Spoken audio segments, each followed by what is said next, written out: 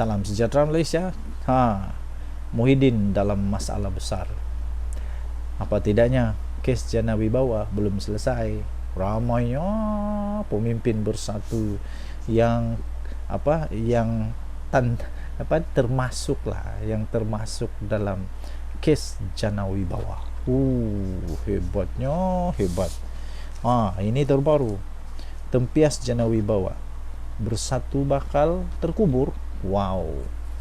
Adakah bersatu akan terkubur terus kerana tempiasnya daripada Jana Bersatu? Jana Wibawa. Tuan-tuan dan puan yang dihormati sekalian, kesian juga saya sebenarnya dengan Bersatu nih. Sekejap je pemerintah negara Malaysia sudah banyak terpalit dengan kes itu, kes ini. Bukan main lagi Muhyiddin Yassin dulu. Mau buktikan Najib salah dengan Mahathir. Waktu itu ingat lagi. Tapi sekarang siapa yang kena? Saya masih ingat lagi Muhyiddin sampai dipecat daripada UMNO kerana dia cuba mempersoalkan Presiden UMNO waktu itu, Najib Razak, tentang 1MDB. Sekarang Muhyiddin pula dalam masalah besar dalam Jana Wibawa. Bersatu bakal terkubur sekiranya presidennya Tan Sri Muhyiddin Yassin didapati bersalah dalam kes salah guna kuasa yang membabitkan kes Jana Wibawa. Dalam kes Muhyiddin Yassin, wang dimasukkan ke dalam akaun bank Parti Bersatu.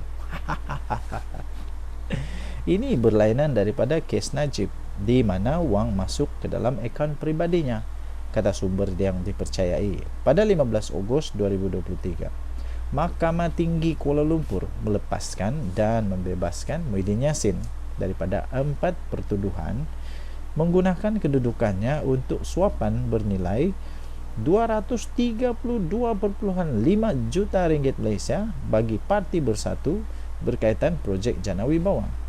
Terdapat 3 pertuduhan di bawah Akta Pencegahan Perubahan Wang Haram, Pencegahan Pembiayaan Keganasan dan Hasil daripada Aktiviti Haram atau AMLA TFPUAA 201.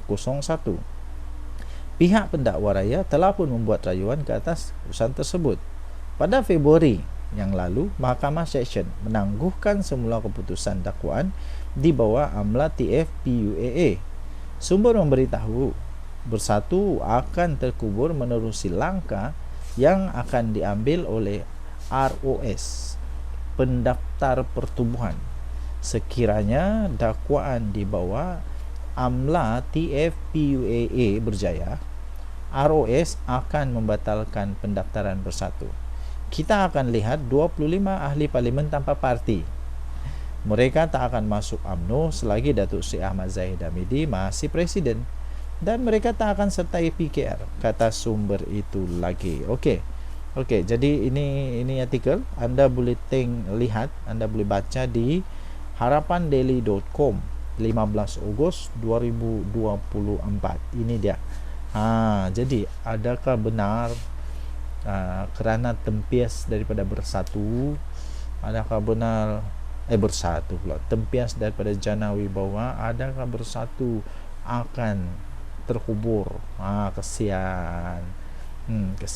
Tapi apa boleh buatlah, segala sesuatu yang dibuat memang ada dia punya consequence. Berani buat, berani tanggung.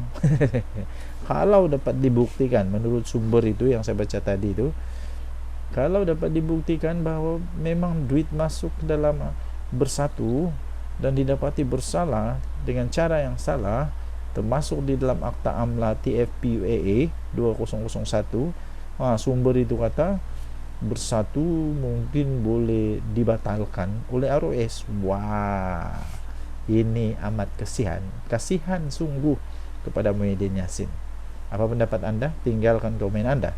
Denyut nadi suara rakyat bergema di channel ini. Jangan lupa tekan butang subscribe, like dan share. Bye bye. Salam sejahtera Malaysia. Habis Muhyiddin kena kali ini. Memang betul-betul kau Muhyiddin kena kali ini. Cakap je lebih tapi sendiri tak sedar diri. Itulah waktu bercakap orang kata tengoklah kiri kanan dulu. Jangan duk cakap barang sedap mulut saja, tapi sendiri tak sedar diri. Sendiri tak sedar diri. 17 bulan pun gagal. 17 bulan memerintah gagal. Puat bidas dakwaan Muhyiddin, ramai mahu PN kembali. Betulkah ramai orang mau Perikatan Nasional kembali memerintah? Hari ini Muhyiddin Yassin mendakwa rakyat kononnya mengharapkan Perikatan Nasional segera mengambil alih Putrajaya susulan kenaikan kos sara hidup. Betulkah? Betulkah Muhyiddin? Tapi kalau tiba-tiba bersatu ataupun PN menang pun, ataupun PN naik jadi kerajaan pun, Muhyiddin jadi Perdana Menteri lagi kah? Seorang pemimpin UMNO meminta Muhyiddin Yassin menasihatkan Kerajaan Kelantan terlebih dahulu yang ditunjangi oleh PAS untuk menyelesaikan masalah pengundi negeri, berbanding teruslah menunggang isu kos sara hidup demi menagih undi. Ahli Majlis Kerja Tertinggi UMNO Puat Zarkarsi berkata PAS yang telah pun memerintah Kelantan selama lebih 34 tahun masih gagal sampai sekarang ni menyelesaikan geran tanah penduduk negeri, selain isu air bersih dan pembalakan yang semakin meruncing. Dia kata Muhyiddin tidak perlulah tunggang isu kos sara hidup untuk menipu rakyat negeri. Rakyat termasuk di negeri tahu yang mana kaca mana permata. Sepatutnya Muhyiddin mengingatkan kerajaan Kelantan lah, selesaikan dulu masalah rakyat di negeri, seperti hak pemilihan tanah, isu air bersih, isu pembalakan, katanya. Dalam kempennya di negeri, Muhyiddin Yassin yang juga adalah pengerus CPN berkata calon gabungan itu, yaitu Rizwadi Ismail, perlu menang Sabtu ini sebagai isyarat kepada pentadbiran Perdana Menteri Anwar Ibrahim bahawa rakyat kini terbeban dengan kenaikan kos sara hidup. Bekas Perdana Menteri itu mendakwa susulan kenaikan kos sara hidup yang semakin menekan di bawah kerajaan paduan, ramai mengharapkan PN segera mengambil alih Putrajaya. Siapa kata? Puat mempersoalkan keupayaan Muhyiddin apabila pentadbiran yang telah diterajui oleh Muhyiddin Yassin selama berapa lama? 17 bulan saja digelar kerajaan gagal. Kerajaan gagal. Ekoran beberapa dasar semasa Perintah Kawalan Pergerakan PKP yang didakwa silap. Kehidupan rakyat susah semasa PKP. Yang ini saya setuju. Waktu tu memang susah betul tahu. Kehidupan rakyat memang susah waktu PKP. Ramai jadi bankrupt, hilang kerja, bisnes tutup, ekonomi negara terjejas teruk kerana dasar PKP Muhyiddin yang silap, kata Puat Zarkarsi. Rakyat negeri tahu kemampuan Muhyiddin, katanya. Puat juga menyifatkan Muhyiddin sebagai bermimpi apabila membangkitkan isu basi dah, dengan mendakwa beliau sepatutnya menjadi Perdana Menteri ke-10, bukannya Anwar. Mimpi lagi Muhyiddin ni agaknya. Dia dakwa Agong silap kerana tidak memanggil dia mengangkat sumpah. Mana ada Agong pernah silap? Tidak. Agong sentiasa buat keputusan yang betul untuk negara Malaysia. Ternyata Muhyiddin masih bermimpi untuk jadi Perdana Menteri, walhal dia sudah pun terbukti Perdana Menteri gagal dan mampu bertahan 17 bulan saja, kata Puat Zarkarsi. Okey, untuk mendapatkan berita ini anda boleh layari di Free Malaysia Today. Tariknya 15 Ogos 2024. 17 bulan pun gagal. Puat bidas dakwaan Muhyiddin, ramai mahu PN kembali. Tinggalkan komen anda. Denyut nadi suara rakyat bergema di channel ini. Jangan lupa tekan butang subscribe, like dan share. Bye-bye. Salam sejahtera Malaysia. Baru saja diterima sebentar tadi. Adakah UMNO sebenarnya sudah mengetahui bahawa mereka sudah kalah? Mereka sebenarnya sudah kalah, menjangkakan memang sudah kalah di PRK Dun Negeri. Adakah UMNO memang sudah tahu mereka akan kalah? Ini daripada sahbudin.com.net 14 Ogos. Apakah ini bermakna UMNO sudah jangka akan kalah di Dun Negeri? Menurut laporan, UMNO tidak akan menjemput pimpinan tertinggi parti dari kerajaan Kerajaan Perpaduan bagi menghadiri Perhimpunan Agung UMNO tahun ini, PAU 2024. Setiausaha agungnya sendiri, iaitu Dr. Ashraf Wajdi Dusuki, berkata, perkara itu telah dibincang dalam mesyuarat Majlis Pimpinan Kerajaan Perpaduan supaya PAU yang berlangsung pada 21 sehingga 24 Ogos ini mengutamakan keluarga UMNO terlebih dahulu. Tahun pertama, katanya tahun pertama kita buat jemputan. InsyaAllah mungkin tahun depan atau tahun sebelum PRU biasanya begitu jugalah buat jemputan, katanya. Tahun ini kita beri ruang untuk keluarga besar UMNO berbincang secara kekeluargaan, katanya, pada sidang media sempena PAU 2024. Pada tahun yang lalu, Datuk Seri Anwar Ibrahim yang juga Presiden PKR dan pengerusi Pakatan Harapan telah hadir buat julung kalinya ke PAU 25 tahun selepas dipecat daripada UMNO. Kali terakhir beliau berada di pentas yang sama ialah pada bulan Jun 1998 yang lalu, selaku timbalan Presiden UMNO pada ketika itu sebelum beliau dipecat 3 bulan kemudiannya. Sesungguhnya keputusan UMNO untuk tidak menjemput pimpinan tertinggi parti yang membentuk Kerajaan Perpaduan ini dalam menghadiri PAU tahun ini adalah sesuatu yang amat pelik. Ini kerana PAU tahun lepas mereka dijemput dan kemudian dikata pula jemputan akan dilakukan semula pada PAU tahun depan dan seterusnya. Maknanya hanya tahun ini saja tidak dijemput. Kenapa hanya tahun ini tidak jemputan?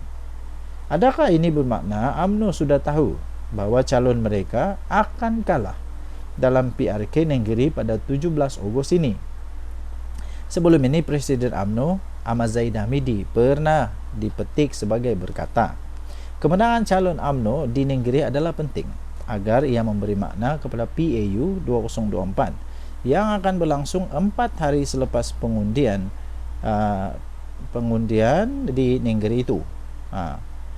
Sehubungan itu, beliau yang juga adalah timbalan Perdana Menteri menggesa jentera kempen untuk bekerja keras bagi memastikan kemenangan calon BN dalam PRK tersebut. Beliau kata kekalahan kita pada PRN ke-15 di Dun Negeri cuma 810 majoriti yang diperoleh oleh Muhammad Azizi Abu Naim. Datuk Ramli Muhammad Nur, timbalan yang di-Pertua Dewan Rakyat, tahu ramai pengundi orang asli tidak keluar atas sebab tertentu. Ramai pengundi di kawasan Kesedar juga tidak keluar mengundi. Selain itu, 9 pusat daerah mengundi di kampung tradisional dan 1 rancangan Felda Perasu ada masalah. Tapi kali ini, Alhamdulillah, katanya. Okey, jadi saya terus ke hujungnya saja. Begitupun, kenapa tiba-tiba pemimpin tertinggi parti-parti dalam Kerajaan Perpaduan tidak dijemput pada PAU kali ini? Adakah Zahid Hamidi sebenarnya tidak yakin dengan kemampuan untuk mampu menang? Kemenangan mampu diraih di Dun Negeri. Apakah ini juga bermakna semua jentera kempen BN Barisan Nasional sudah tidak mampu menolong Zahid lagi bagi memastikan calon Barisan Nasional mencipta kemenangan di Negeri? Aduh, pening kepala. Dia kata. Denyut nadi Suara Rakyat bergema di channel ini. Jangan lupa tinggalkan komen anda. Pada pendapat anda, siapakah yang bakal menang di Dun Negeri? Kita jumpa lagi. Bye-bye. Salam sejahtera Malaysia. Denyut nadi Suara Rakyat bergema di channel ini. Okey, tuan-tuan dan puan-puan yang dihormati sekalian, tinggal hanya 1 hari saja lagi untuk PRK Nenggiri, Dun Negeri, yang akan kita akan melihat 1 lawan 1 di antara UMNO dan juga Bersatu. Baik, sebelum itu saya ingin bertanya kepada tuan-tuan dan puan-puan yang dihormati sekalian. Pada pendapat anda, menurut analisis anda, siapakah yang bakal akan kalah di Dun Negeri? Adakah Bersatu akan tiba-tiba menang, ataupun tiba-tiba pula UMNO merampas semula Dun Negeri?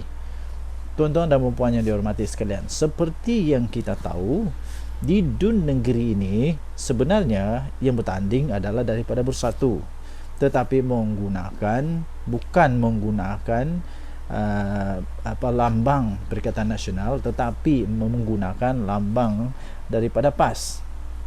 Ramai orang mengatakan bahawa ini strategi politik. Ada juga yang mengatakan bahawa ini kerana Bersatu takut kalah. Takut kalah. Perikatan Nasional takut kalah. Terpaksalah menggunakan satu-satunya satu-satunya talian hayat untuk menang against all odds ialah dengan menggunakan bendera PAS. Okey, so sekiranya Bersatu kalah, adakah ini akan terus menamatkan riwayat Bersatu sebagai parti politik yang ada peluang untuk menang pada PRU 16 yang akan datang, 14, 15, 16, apa-apa ajalah boleh menang lagi.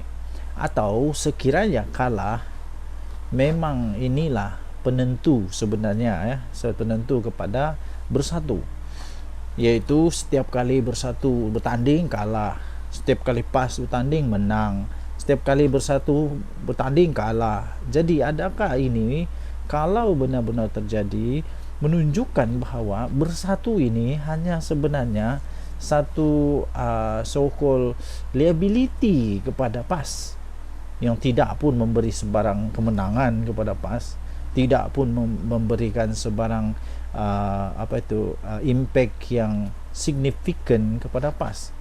Adakah Bersatu hanya menumpang bayang-bayang PAS, tuan-tuan dan puan yang dihormati sekalian? Tetapi pada masa yang sama, ini akan memberikan satu gambaran baru kepada UMNO. Sekiranya UMNO menang tanpa kelibat daripada PH, daripada Pakatan Harapan, menyatakan bahawa UMNO sudah kuat semula. Tetapi kalau UMNO kalah pula, memang ini menunjukkan bahawa Bersatu dengan PAS lebih kuat daripada Barisan Nasional. Maksudnya Perikatan Nasional lebih kuat dari Barisan Nasional. Tuan-tuan dan puan yang dihormati sekalian, kita nantikan satu hari dari sekarang, sekiranya tiba-tiba Bersatu kalah,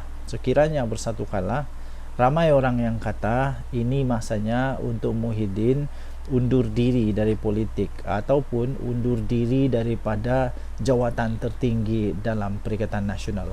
Sudah tiba masanya Muhyiddin meletak jawatan, memberikan peluang kepada ubi baru. Kalau tak menang juga, memang something wrong somewhere. Sebab selama ini bila PAS bertanding menang, bila Bersatu bertanding kalah. Jadi ini menurut ramai rakan-rakan ini satu indikasi sebenarnya bahawa Bersatu tidak kuat. Apa pendapat anda? Sila tinggalkan komen anda. Denyut Nadi, Suara Rakyat, bergema di channel ini. Jangan lupa tekan butang subscribe, like dan share. Bye-bye. Salam sejahtera Malaysia. Saya belum bercakap lagi sudah rasa lucu. Belum saya bercakap pun saya sudah rasa lucu. Apa yang lucunya? Ada dengar kata, tadi saya tonton video Jufazli dengan gelak yang memang lucu betul. Dia kata Perikatan Nasional ada 11 ahli parlimen daripada Barisan Nasional akan melompat parti ataupun akan menarik sokongan daripada kerajaan selepas PRK Sungai Bakap. Inilah cerita lucu, cerita dongeng, inilah cerita paling tidak masuk akal untuk 1 Julai 2024, dia kata. Saya pun mau gelak juga lah. Entah cerita dari mana, entah ini cerita kedai kopi mana yang dapat ini, dan entah tok kadok, entah mana yang cerita ni, entah mana nenek kabayan yang cerita tentang benda ni. Tidak akan berlaku, tidak mungkin akan berlaku. Yang mungkin berlaku ialah disahkan, mungkin ada lagi yang sokong PM. Mungkin ada yang letak jawatan. daripada Perikatan Nasional, itu yang mungkin boleh berlaku. Kenapa? Sebab sudah ada anti lompat parti. Jadi kalau mau sokong kerajaan tidak boleh, susah sudah. Jadi satu-satunya cara letak jawatan lah.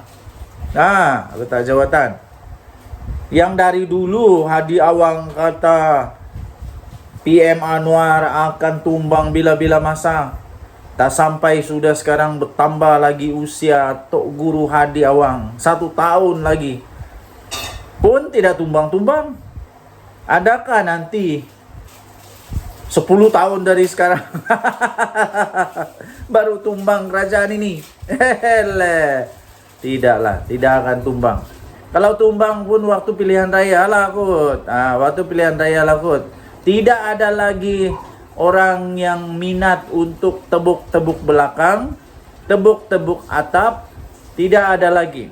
Lagipun yang di Pertuan Agong sekarang tidak berminat dengan tebuk atap. Tidak berminat dengan pintu belakang, main belakang, tidak.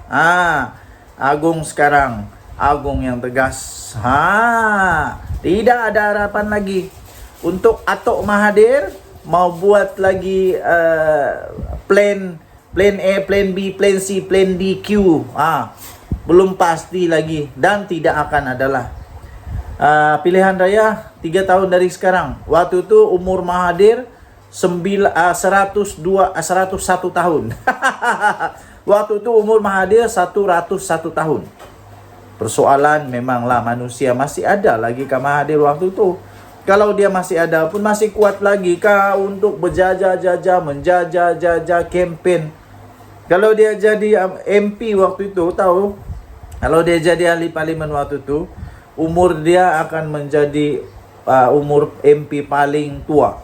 Masih boleh berjalan? Saya pun tidak tahu. Masih boleh jalan lagi kah tidak? Jadi yang pastinya 11 MP daripada Barisan Nasional yang konon mau sokong Perdana Menteri itu tidak akan jadi. Jangan risau, tidak akan jadi. Kalau ada, kalau berani, nyatakanlah siapa dia orang. Yang pasti tiada. Tiada. Kesian. Bermimpilah di siang-siang hari. Berdoalah banyak-banyak supaya boleh jadi Perdana Menteri di pulau di planet Pluto ataupun di bulan. Buatlah parlimen baru di bulan supaya boleh jadi Perdana Menteri di sana. Denyut Nadi Suara Rakyat bergema di channel ini. Jangan lupa tekan butang subscribe, like dan share. Malaysia kita punya, cintai Malaysia aku, kita jaga kita. Bye bye.